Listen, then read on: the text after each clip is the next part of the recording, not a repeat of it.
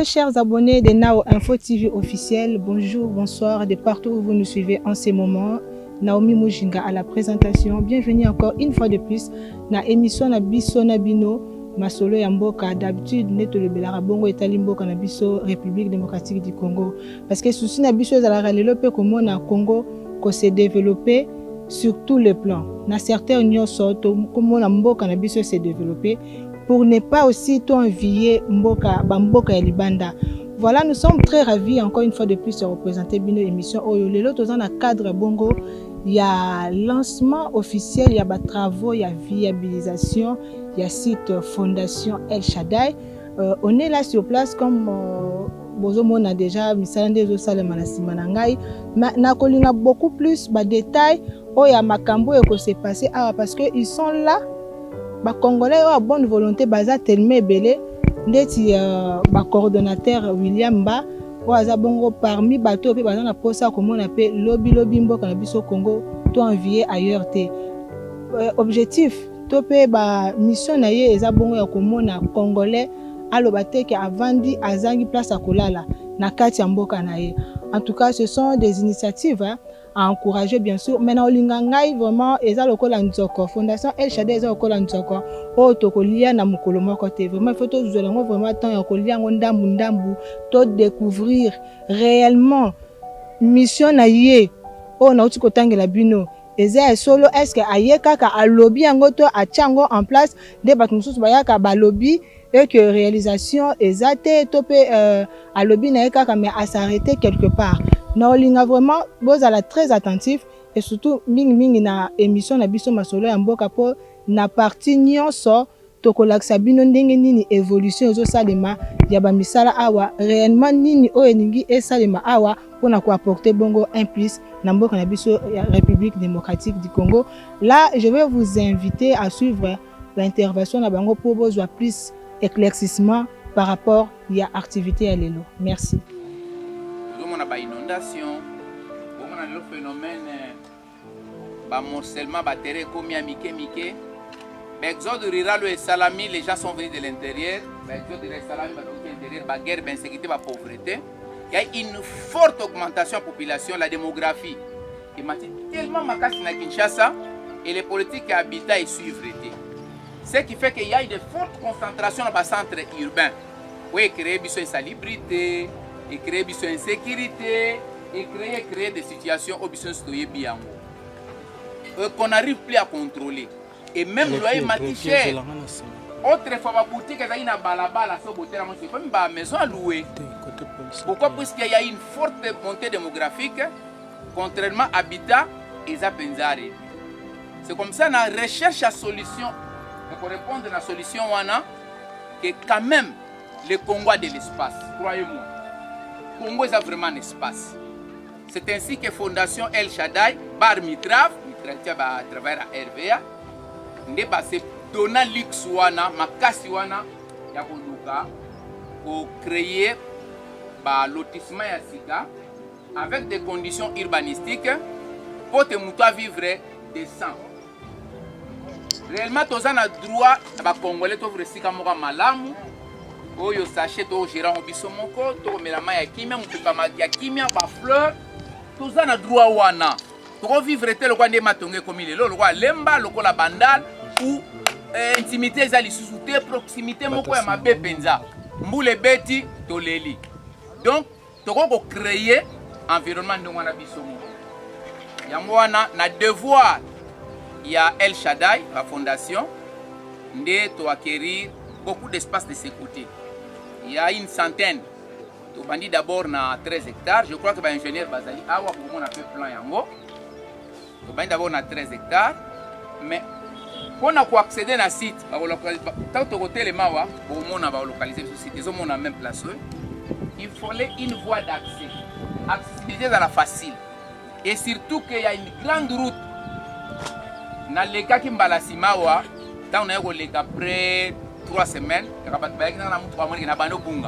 je ne croyais plus que Rocado na monaki il y a 3 semaines yango parce que les travaux avancent na lire mort vertigineuse c'est-à-dire biso to monique so to lali to tiki Rocado lekawa to tonga koto to vanda koto boyebi conséquence nini effet nini d'entraînement la grande viabilisation et entraînaka na basité nyonso eza pembeni ezaka blague te tomoni yango na terre jaune tomoni yango même na Kindoko puisque nous avons de l'expérience il y a 15 ans passés to créa une cité toujours na concours ya DG professeur Mutabunga to créa cité oyo babengaka à côté ya Mausolée je crois que ba preuve ezali bato bazali o déjà bazotonga tomoni yango ke cité wana ezalaki vraiment na se les gens négligés awa musika mais oka toni na opesa bino esika na yo moko oza locataire te ezalaka musika te ezalaka pe mabele na répéter en terme mabele esika na yo oza locataire te oyo moko za baye ezalaka musika te ezalaka pe mabele eza likambo na yo soki yo omoni ke parce que kola na bandal tu dois mourir na bandal ndoko ma esclave ya bandal moko se libérer nango soko changer kaka paradigme na yo voilà pourquoi to moni ke soki to sali retard pour moi ezala koto biso to kokate alors biso to nito vivre pour moi na ya conséquence o ya malamu effet d'entraînement to kusala biso beto kota wana donc c'est à moins de 1000 mètres d'ici je crois pas localiser bino et on te dit que donc bandana na voie d'accès accessibilité dans la facilité na biso et apprendre to bandi lotissement je crois que semaine prochaine déjà to bandi lotissement et on a prévu même bamayi en fait en bref nous avons corrigé Kindo expérience à 15 ans on a eu à échouer sur certains endroits mais maintenant tu obligé de corriger réellement impact environnemental to zoyango voirie ezala électricité tocha mai tocha et c'est possible ce cas dosa unique de vous croiser pour pouvoir venir sur la fondation El Shaddai voilà pourquoi biso toyaki aw donc lelo ils a juste pour te lancer par travaux et banda officiellement il y a voie d'accès ndé à partir de mardi ou mercredi to bandi lotissement et to inviter biso officiellement pour to kota na site na biso moko na moka mona mais pour l'instant to komona carte. Where is the carte? L'ingénieur Baya pour localiser son site. Papa, donc nous sommes avec le service à urbanisme, nous avons accompagné son affaire foncière, de toi associer pendant l'État. Et puis nous avons la garantie de travail avec la Fondation El Shaddai, nous a sécurisé. Batu bazali awa, na baterrain to pesa na Nteleku na cité to créa. Il y a déjà à sala 10 ans et baterrain te malala kanaye. À ça 10 ans, ayebi terrain a été. Mais nous surveillons, nous battons les laïcs. Et quand il y a un problème, il y a l'ALI, c'est la fondation qui intervient. Donc, sur l'Union sécurité à Mabélé, je vous déconseille d'aller chez les Foumou, passer par la fondation El Shaddai. Et c'est la sécurité, la garantie pour Nandako. Nous accompagnons dans l'acquisition des terrains, dans le développement, c'est-à-dire construction, nous sommes là également. Voilà au mot de Ngato Zarato Sabino Yangoan. En somme, merci. Et pour la nation d'explication, il y a l'ingénieur. Se trouve de ces côtés. Après les études faites, avant d'élaborer ce plan, on a eu à faire toutes les études nécessaires pour que nous puissions arriver à concevoir ce plan. Ici, nous sommes à la concession. Nous sommes loin de là où nous sommes. La rocade, si vous regardez bien, il y a une flèche ici qui nous amène vers la rocade. Donc, en quittant la rocade, pour arriver à la concession, nous allons descendre là. Et cette route, la route ici, va vers la frontière Bas-Congo. Oui. Les autres qui sont dans la concession, il y a Congo central. Alors, ça, à l'intérieur ici, je pense que vous êtes en train de voir, il y a 4 types de couleurs. 3 types plutôt de couleurs, 4. Les verts ici, ce sont des espaces verts. Les rouges, ce sont des coins où le terrain a une pente de 2 à 4%. Là où il y a les rouges. Le terrain est un peu accidenté, mais juste une faible pente de 2 à 4%. Et de l'autre côté, idem. De l'autre côté, la pente varie de 1 à 5%. C'est pas grave.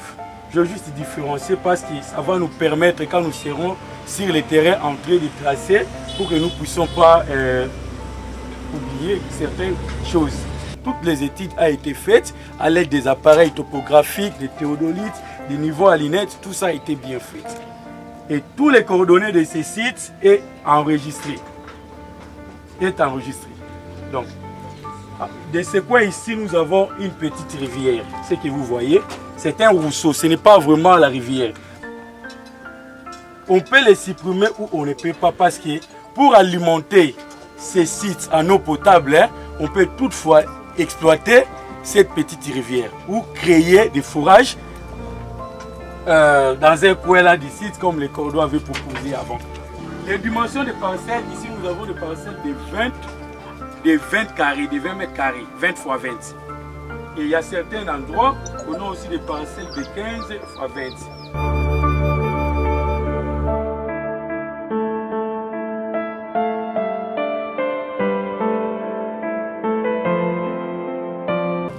Comme domaine na biso toza na ta koya kote to ya totamboli bon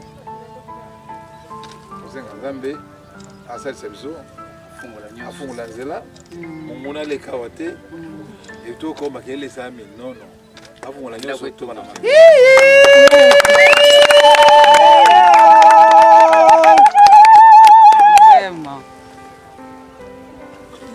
ça va filer ba to ba kamwe lo mukao bakoko bamela ça ba ko musia ba kongo ba leo ba bela ba de ba na ni biso ba de la ni biso biso to le ka ba de la ni biso na ba ke ba melo ya ba ngwa ngwa ya merci beaucoup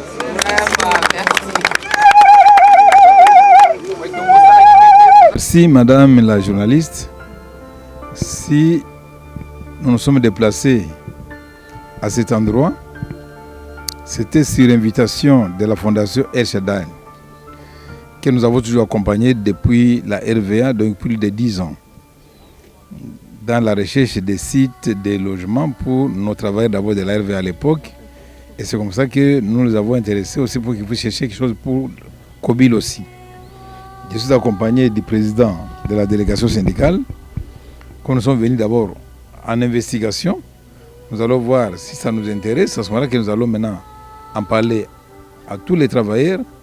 Ceux qui seront intéressés, on va les amener ici, là, maintenant en groupe, avec les délégués syndicaux compris, les directeurs, pour que les gens puissent choisir eux-mêmes chacun son terrain. Voilà ce qui nous a amenés ici. Oui, je suis très content et ravi. La Fondation El Shaddai, Ndenge ba lancé qui biso invitation, to ya kotala site. Parce que ils a kokendina social ya ba agent d'entreprise. Alors, tout à la site nango. Nous avons besoin, on avait déjà parlé aux agents.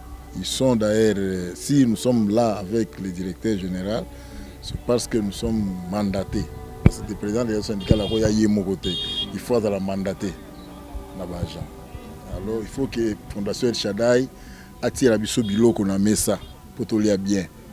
Et ça biloko la la tête, il fait biloko ya moto yo penza yo la bien.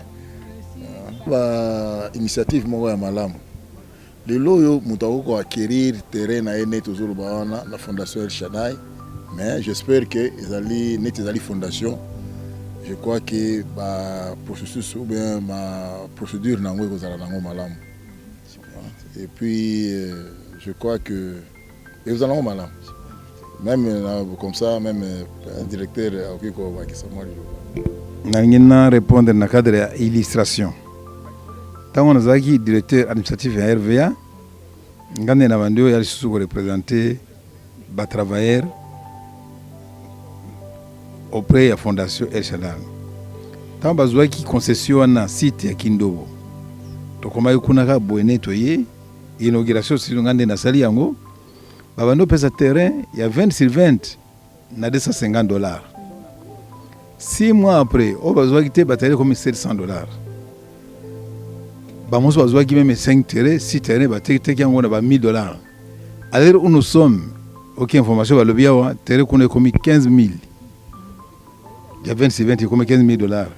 oyebana na 250 bamoso ba négliger ki ndobo ezali na ciment esika tokunda mokonzi na biso ya kala président na biso ya parti IDPS Etienne Tshisekedi kana mokongo na ngwana wana bato nyonso ya RVA mingi baza wana plus ou moins plus de 400-600 familles baza loge wana